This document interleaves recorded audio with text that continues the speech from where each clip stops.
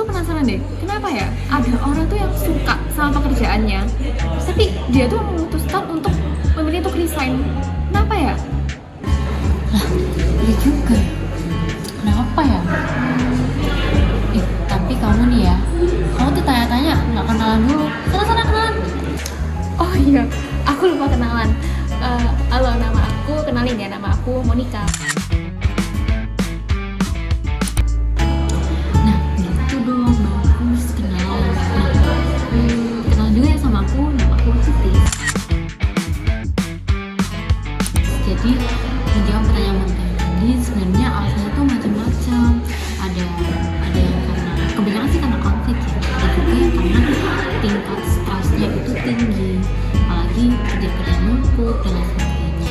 Tapi kok kamu tahu nggak sih kalau banyak orang yang resign itu sebenarnya tuh orangnya tuh fine aja sama kerjanya, tapi mereka tuh nggak cocok aja sama lingkungannya. Hah? Serius? Soalnya aku kira tuh orang ya, rata-rata mereka tuh resign itu karena gaji loh. Ya, gaji itu emang salah satu faktor. Tapi bayangin deh kalau setiap hari di lingkungan kerja kamu tuh selalu ada konflik, selalu bertengkar, selalu beda pendapat. Tuh kalau terus-terusan kan pasti tekanannya jadi besar kan, dan itu pasti membuat orang-orang sekitar atau bahkan kamu sendiri tuh jadi malas dan gak punya semangat bekerja. Kok dipikir-pikir benar juga ya, karena kita tuh kerja tuh juga bakal menghabiskan banyak waktu di tempat kerja. Nah, betul, itulah kenapa suasana dan lingkungan kerja itu sangat penting buat kita. Wah, kayaknya menarik banget ya kalau kita bahas ini. Yuk coba kita bahas lebih dalam lagi.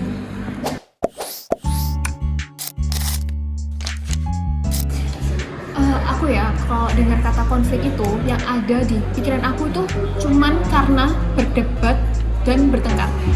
Padahal konflik tuh nggak selalu yang kayak gitu. Di dalam dunia kerja, konflik tuh bisa aja cuma karena berbeda pendapat, beda cara kerja.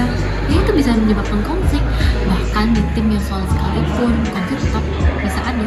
Berarti kalau dua orang dalam tim itu punya ide yang berbeda-beda, berarti itu termasuk konflik juga dong? Iya, termasuk kan dalam perbedaan pendapat tuh apalagi di rapat gitu-gitu, gak jarang juga kan orang tuh merasa pandangan mereka yang paling tepat dan gak mau disalahin. Oh gitu. Karena selama ini aku pahami ya, konflik itu tuh adalah sesuatu yang harus kita hindari. Ya nggak juga dong, kan misal nih semua orang setuju, apa dong ide terbaru dan inovasi terbaru? Gak mungkin ada. Jadi dengan adanya perbedaan pendapat ini, kita tuh bisa mengembangkan ide-ide yang bisa dikembangkan. Jadi ide-ide itu akan jadi hal-hal yang mungkin bisa menjadi inovasi terbaru dan hal-hal lain. Loh, kok malah bermanfaat sih? Bukannya malah tambah banyak konflik, itu malah bikin tambah repot. Ya enggak juga. Dengan adanya perbedaan pendapat, kita tuh jadi tahu ada ide baru, bahkan solusi yang lebih baik daripada kita semua setuju. Nah, dan konflik tuh nggak selalu berdampak negatif loh. Tergantung cara kita menyampaikan pendapat dan cara kita melihat sudut pandang orang lain aja.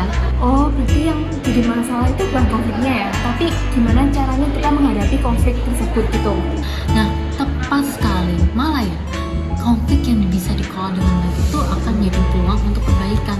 Malah yang nggak dikelola dengan baik konflik itu malah akan menjadi masalah yang lebih besar.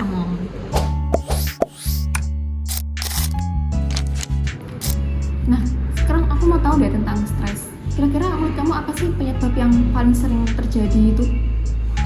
Biasanya sih ya karena beban kerja yang berlebihan, belum lagi ya deadnya itu ketat banget. Terus ada beberapa pekerjaan yang harus mencapai target, apalagi itu tuh harus dilakukan dalam waktu yang sangat-sangat singkat. Aku pernah dengar sih ada orang tuh yang bilang ya kerjanya tuh ya biasa aja, tapi yang ngebuat stres itu suasananya gitu loh. Itu bisa nggak sih ngebuat kita tuh jadi stres?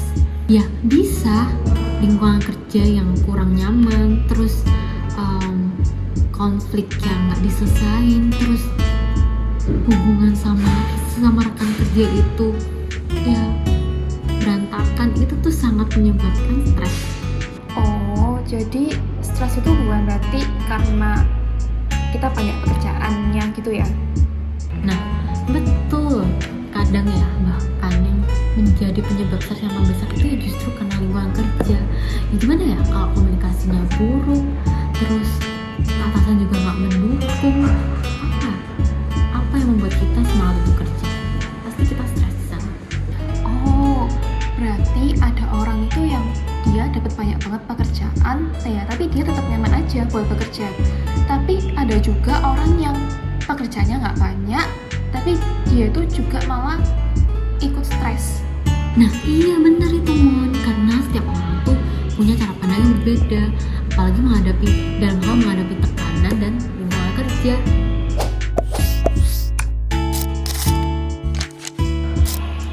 Kok kayak gini ditanya, aku pengen tahu deh gimana sih cara mengatasi konflik dan stres itu. Yang pertama itu caranya adalah membangun komunikasi yang baik. Karena kebanyakan konflik itu karena adanya kesalahpahaman yang tidak diselesaikan dengan baik, dan itu tuh sebenarnya harus dikomunikasikan, bukan diem-dieman atau malah saling ngambek. Oh, berarti kita tuh nggak boleh ya kayak langsung berasumsi dan menyimpulkan itu sendiri gitu. Betul. Nah, selain itu penting juga untuk menghargai pendapat orang lain dan fokus untuk mencari solusi, bukan cari siapa yang salah di sini gitu. Nah, kalau caranya biar kita nggak gampang stres tuh kayak gimana? Nah, caranya itu dengan memanajemen waktu, terus menentukan skala prioritas mana dulu yang harus didulukan. Terus itu yang terakhir itu ini sangat penting, yaitu menyeimbangkan antara kehidupan pekerjaan dan kehidupan kita sendiri tentunya. Nah, itu hal yang sangat penting agar kita nggak gampang stres.